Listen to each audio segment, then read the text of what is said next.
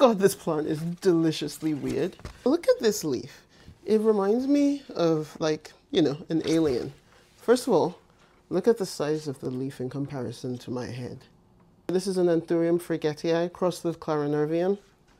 It's crazy. What's even crazier is this isn't even one of the 10 plants that I'm currently obsessed with. But I was walking by and I looked at this leaf and I thought, geez, that's crazy. Just have to show it. So I had to show it to you before it gets damaged. The others tend to crack as they get older. It's probably just because I have low humidity in here, but this one is still perfect. So we're gonna enjoy it. Welcome back to the channel with over 100 plants in here. Honestly, I'm not even sure if there's still 100 in here, just because over the summer I traveled and all the plants took a beating, like a crazy beating. And so I've just been getting rid of some of the ones that don't look good, but like I don't love them enough to put in all that effort and all that work. So it's been a good opportunity for me, honestly, to assess what plants I really, really care about, what I have to have, and what's just a nice to have, what was in here just for the sake of being in here. I'm not gonna lie, it's been a really good exercise for me doing that. I got rid of some of the things that used to be around here. So if you're a long time viewer of the channel, the background might look a little different. Maybe I'll do a video one day on everything that I purchased. But anyway, today I'm going to show you the 10 plants I'm currently obsessed with. This is my favorite series to make. I've done it twice, or is it 3 times now? I've done it 3 times before, so you can see how this sort of has evolved over time, which ones I'm obsessed with. There are a lot of repeat customers, because you know, repeat customers. There are a lot of repeat customers. Some people are new to the list, I think. I don't know. I don't remember. Let's jump right into it. Let's get started. Plant number 1, this silver dollar vine. Ugh. It's actually super heavy now. I don't even know if it's all in the shot. Is it all in the shot? Let me show you like this so you get a better perspective, a better sense of just how monstrous this bad boy has become.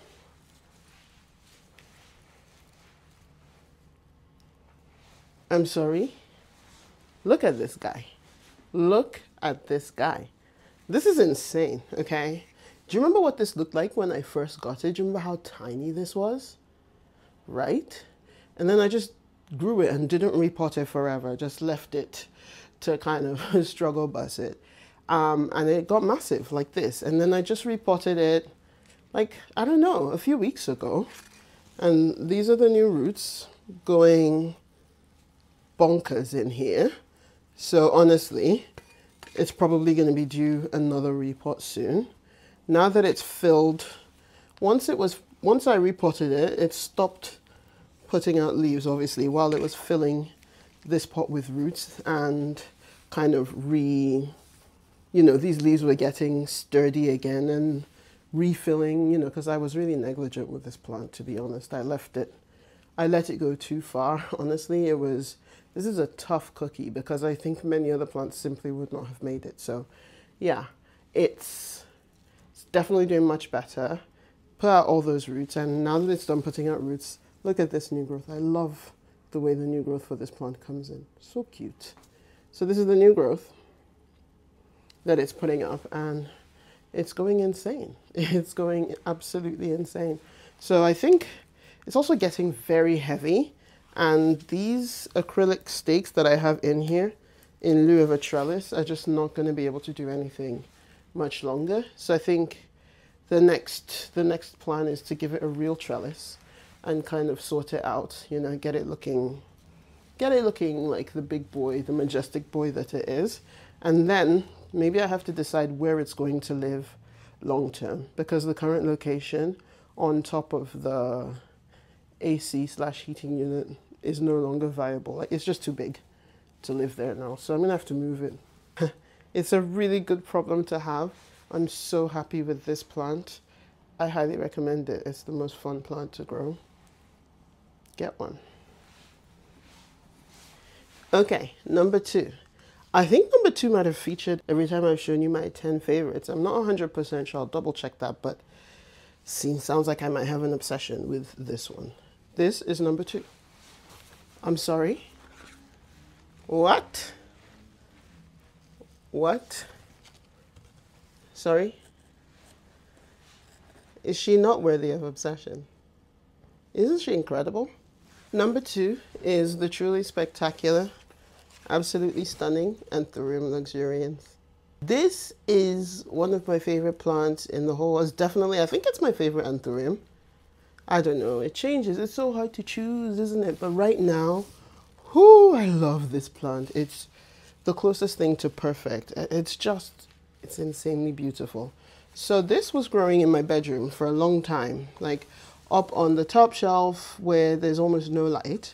And it did fine. Very resilient plant, right? All these leaves are from there. I would forget to water it, do whatever, totally fine. The only thing, I ended up pulling it out of there because the leaves were touching. I have this really tiny inadequate grow light in there, and the leaves were finally starting, they were like pushed up against it. So that's why you have, this is all cracked and puckered because it was right up against that grow light. So I pulled it out and I've stuck it just in the middle of my green patch in my living room, nestled in between all these plants. It doesn't have the best light.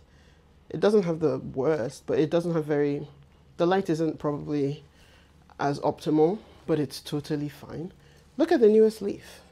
Like just having that space to spread out and the increased airflow, and definitely more light than it was getting in the bedroom. Look at the newest leaf. It's still soft. It's not even done. Like it's still sizing up, and it will harden off to be darker like its cousins, you know, like its siblings here, but it's perfect, isn't it? Look at this leaf. Like, I'm obsessed. I'm obsessed. I can't stop staring at it. It's that good. It's incredible, no? Wow. If you can get your hands on one, buy it. Buy it. It's so easy to grow. Ooh, it's stunning. A real sort of conversation starter of a plant. I would get one. So number 3 is a plant that I just bought on a whim. Like I had no idea how to care for it. Honestly, I still don't. I'm just kind of winging it. I've kept it alive for like a couple of months now, and it seems to be doing well, putting out new leaves. So here it is. Begonia Comores. This is a Rex begonia, right? As opposed to a cane begonia. And it lives in my bedroom, actually, right under a grow light, and it's been doing fine.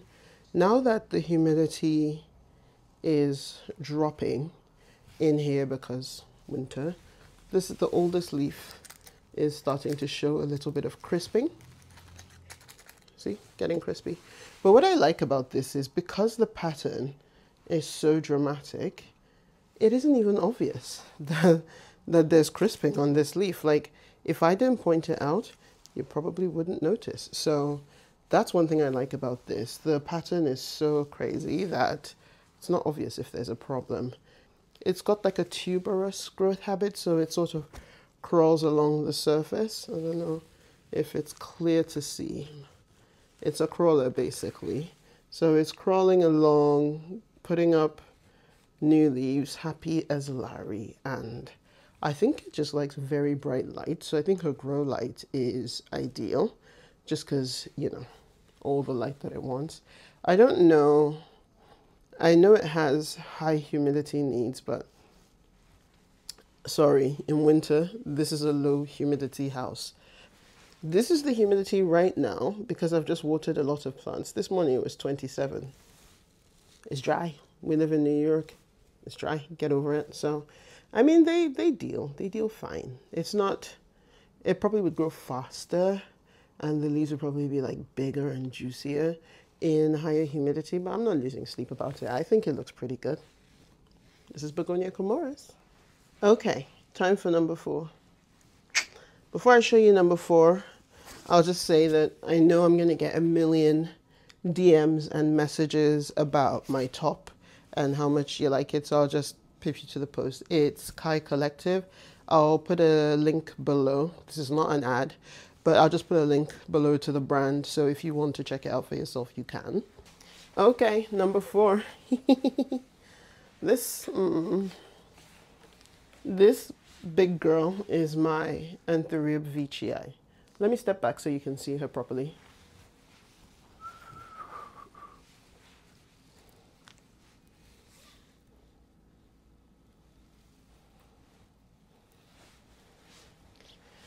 The thing about Veitchii is she just has such a crazy growth pattern. Like, it's just the most ridiculously unruly plant. Look at this.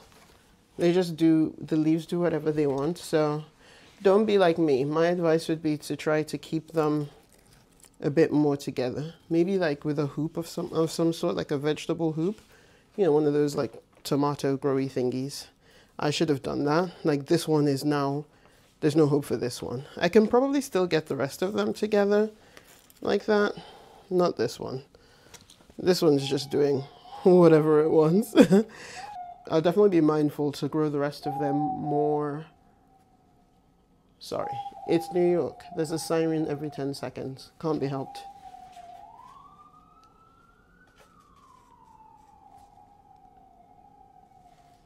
Yeah, I'll definitely be mindful to grow the rest of them more closely together, just because it's not practical to have this plant windmilling all over the apartment. But still, I mean, it's what a beauty.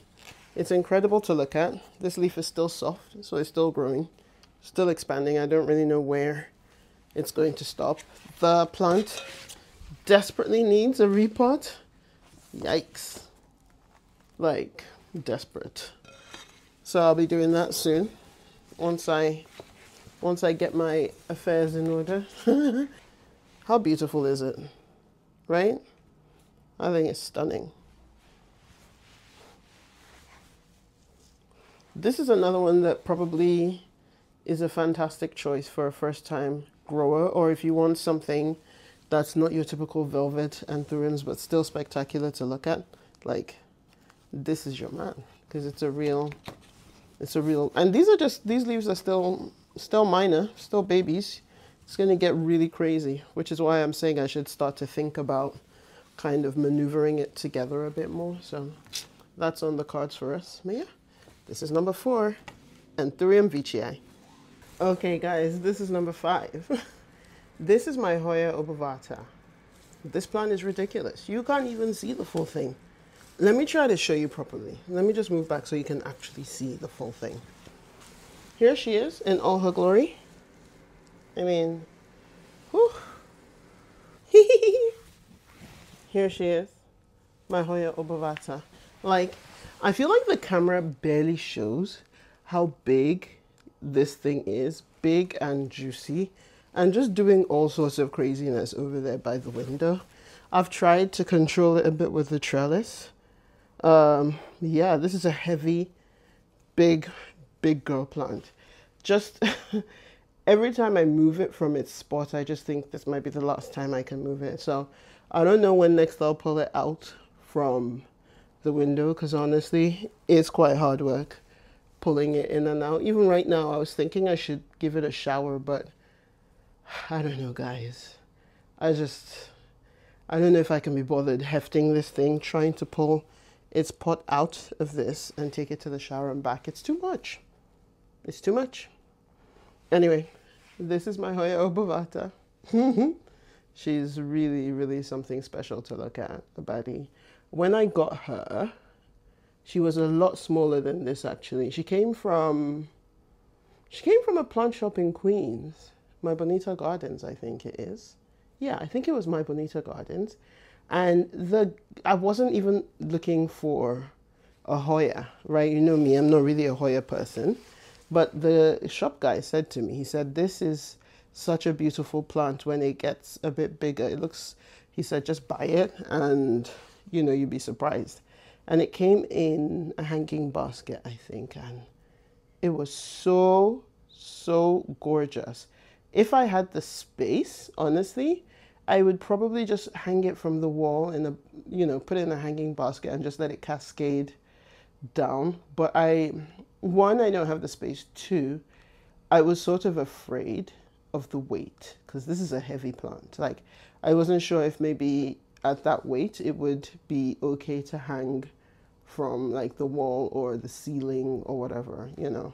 I just didn't want to risk it. So here it is doing its thing on the trellis, and it's super happy for it. This is a beautiful Hoya. If you struggle with growing Hoya, get this one. It's dead easy, honestly. Just the most easygoing plant. It's got these beautiful splashes as well. I love her. She flowered once. I wasn't here when she flowered, so I don't know. It's probably me underwatering it, if I'm being honest. If I watered it more frequently, I think I would have seen more flowers by now. It's not the fertilizer, because the person who is watering it wasn't fertilizing. So, but I don't know. Even without flowers, I think she's so pretty. So pretty. It's my favorite Hoya. I mean, I don't have many, but I do love this one. Just really, really beautiful. So Hoya Obovata is number 5. If you're enjoying my selections so far, make sure to subscribe and give me a thumbs up so I know if you want to see more of this type of content. Number 6 is a plant I show quite a bit on here because it's just ridiculous and it just gets crazier and crazier all the time. Let me grab it.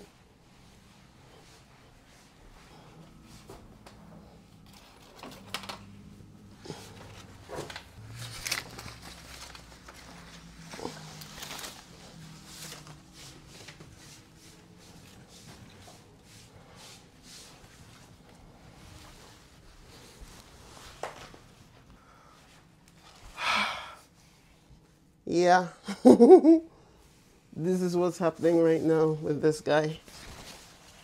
Yeah, this is my Ficus Umbellata, and it's completely out of control. I love it, but it's kind of hard for me to envision where I'm going with this, at least in my living room.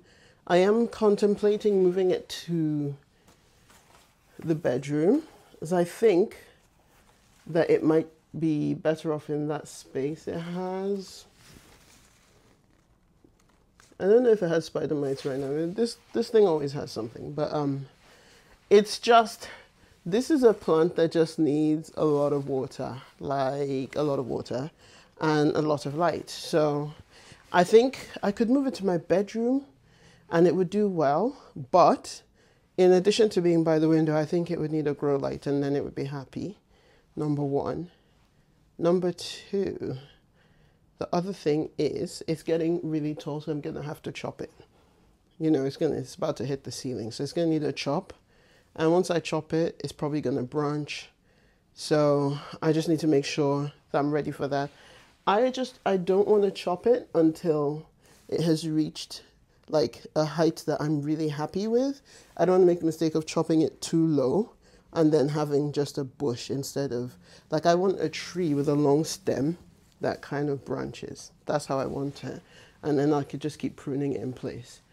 The one downside to moving it is this thing is very sensitive to being moved. It's very sensitive to the availability of light.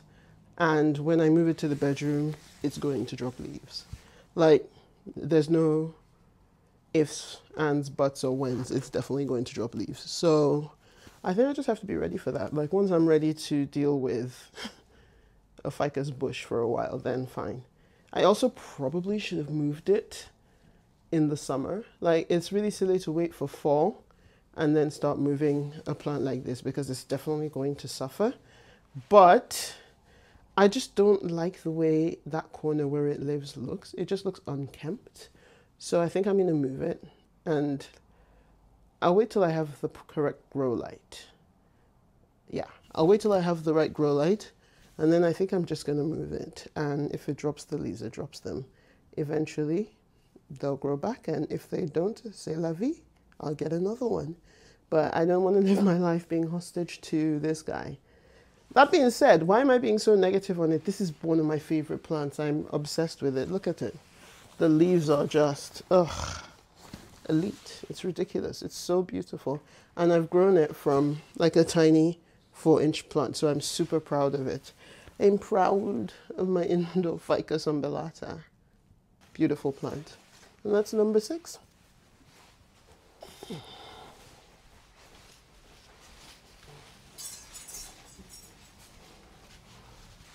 So number 7 is a bit of a cheat because I didn't know which one to show you, so I decided to show you both. These are my Anthuriums Zara X Michelle by Dot Block.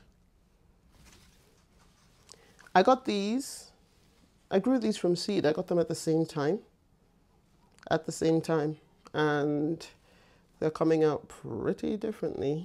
They were both sitting on my infamous Anthurium shelf in my bedroom where they weren't getting enough light. I really need to do something about the lighting in there. I've been saying that for like almost 2 years now. Anyway, they're both sitting on there. This one was doing better because it sort of hogged the light and just grew a bit bigger. And this one was lagging. So I moved this one to place it right by the window in the bedroom where it's doing better. It's thriving really. Look at the roots. So yeah, this one lives by the window in my bedroom.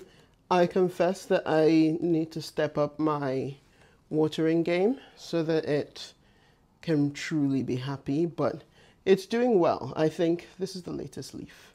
Still sort of sorting its way out. This one is fighting with the Veitchii for space, so I've got a few things to figure out there. And then this one, I just brought this one out to the living room because it outgrew my bedroom shelf. Where I have it in the living room, I think it has enough light. Some of the leaves, between this and the Warocqueanum, they're constantly fighting for space, you know, jostling where I put the leaves. So I need to figure that out. I basically need to control all these leaves a bit more. But I'm really happy with how this one is also doing. It's got some really nice roots also. Yeah, they're both doing really well. Zara X Michelle. These are also some very, very easy Anthuriums to grow. Very easygoing. Not particularly demanding of humidity and all that. They are quite vigorous. So keeping up with watering and fertilizing is important. That's something I need to improve on. But these are really a delight to grow, to be honest. Okay, it's time for number 8. So I know you've seen my Anthurium pallidiflorum.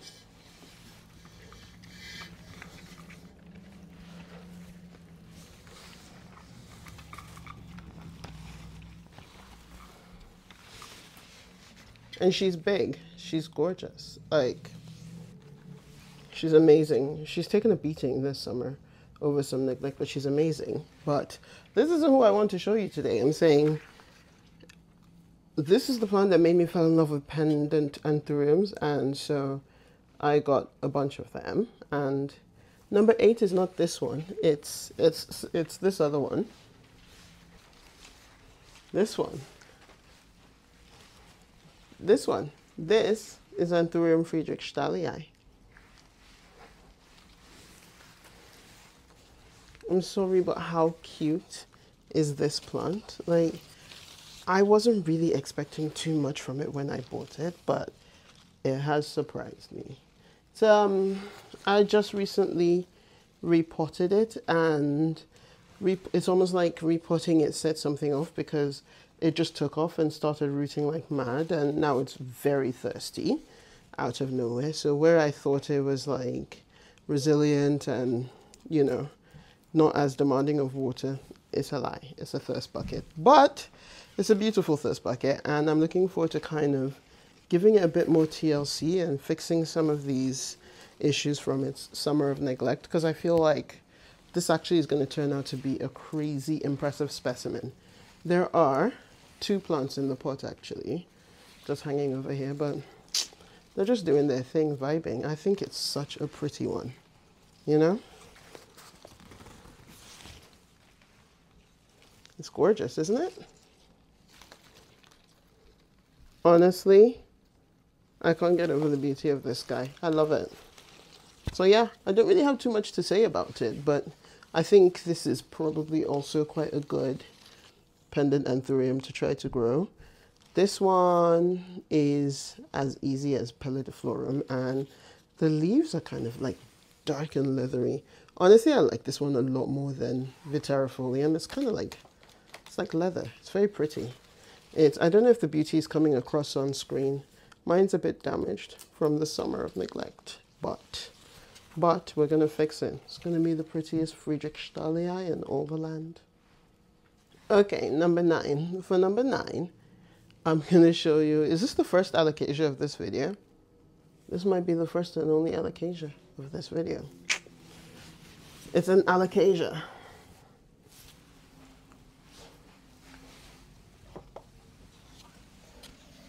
It's a couple of Alocasia. There we go. Here they are. Alocasia Heterophylla, Dragon's Breath. My mother plant and her baby. This isn't even the mother plant. The original plant I repotted, and it got some weird kind of infection, which actually affected pretty much all my Alocasias, and I lost almost all of them. But I salvaged a corm from this one and grew her out, and here she is. Okay, a few months ago, she had a pup, and so I decided to take it out because they pop like crazy. So I took it out, I took the pup out, and here we are again. We're back to having 5 plants in this pot. Can you see? It's just doing its thing. And I planted the pup in this one, which I'll show you in a minute. So this is the mama, and like I said, there are 1, 2, 3, 4, 5 in here, and these are her roots. And you would be forgiven for thinking that she had been in this pot for a long time, and that's why her roots are doing this. No. I repotted this maybe 3 weeks ago, if that. I think it was like 3 weeks ago. Might be less. Anyway, yeah, I repotted it like three weeks ago, and here we are already. So it's a beast. It's very difficult to keep up with the repotting and the watering. I just leave water in the bottom of this pot because this guy likes that. It's very thirsty. Very thirsty. So yeah, and I see another shoot coming through. So there is probably another separation in this gal's future, and it sounds like lots of people are going to be getting Alocasia Heterophylla Dragon's Breath for Christmas. Anyway, this is the pup. It was one plant I put into this naked root planters pot, which, by the way, this is actually really good for these. Oh, this is bone dry. I need to water it actually. But this is a pretty good pot for these because they're so thirsty that this pot does a really good job of keeping it moist. Now, it's very dry, so it won't look the best when I show you, but this was the pup that I planted in here. It already sprouted this second one, and when you look, here's a third one pushing a leaf, and then on the surface I count 1, 2, 3, 4, 5. 5 corms already showing up on the surface of this guy. So this is about to be another Alocasia Heterophylla bush. It's going to be insane. So I'm going to have 2 Alocasia Heterophylla, and then I think I'll stop at 2. Will I? I don't know. This is my favorite Alocasia, so I could just keep growing them. Anyway, yeah, it's just, this is probably going to be bigger than the mother plant very soon, and I think it's because it's in this pot, so it just has continuous moisture, basically self-watering, because this is a very, very thirsty Alocasia. If you're going to put an Alocasia in self-watering, it's definitely this guy. It's the easiest way to keep up with it, and it's just in my Alocasia potting mix. I don't use pond or anything like that. It's not necessary, and it's crazy. It grows like a weed. So I'm going to go water this, and then I'll be back to show you number 10. Number 10 needs no introduction on this page, but I'm going to do it anyway. I'm going to pull her out and show you, and we'll all just marvel at how far we've come. Number 10.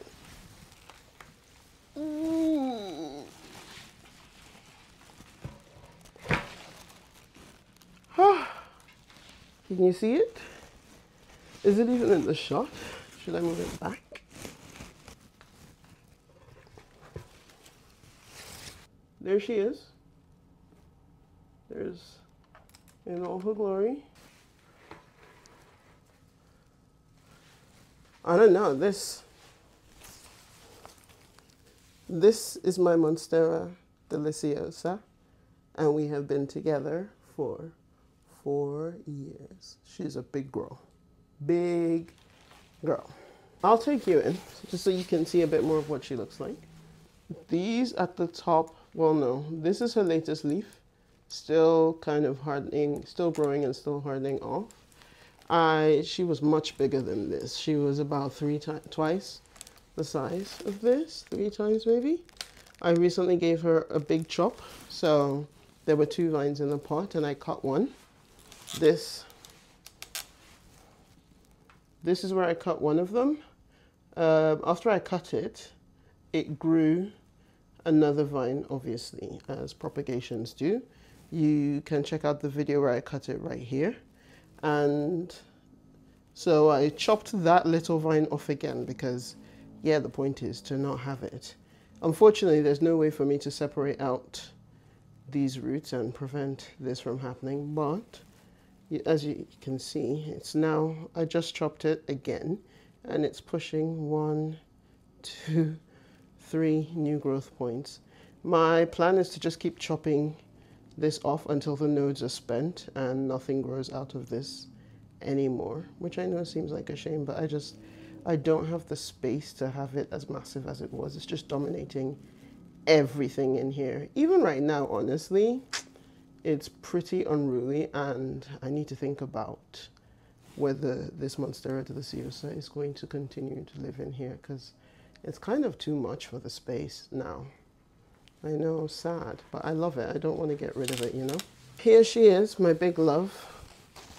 I adore her. I do not want to get rid of her because, I don't know, I would feel weird without having Monstera Deliciosa in here. But, you know, change is good. At least that's what I'm trying to tell myself. Change is good, so I'm hoping that one day I can work up to the courage to rehome her and put her somewhere where she can be huge and thrive and be happy. Maybe a lobby somewhere.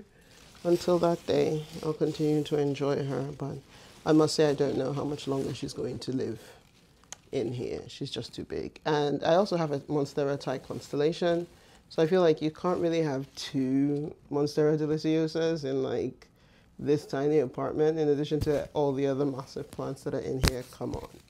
At some point, practicality has to come into play. Does it? Anyway, for now, my big girl is still here. She's number 10 on 10 plants that I can't get enough of. 10 plants I'm obsessed with. I love her. Her latest leaf is on the smaller side, but I figured that's probably stress from the chop, and also she badly needs a repot, but I'm not doing it. I'm not doing it. So I think that the stress from that probably is contributing to the leaf size remaining a little bit stagnant. But honestly, I'm not mad at that. I don't mind. Stay small. Yeah, this is her. Big girl Monstera Deliciosa.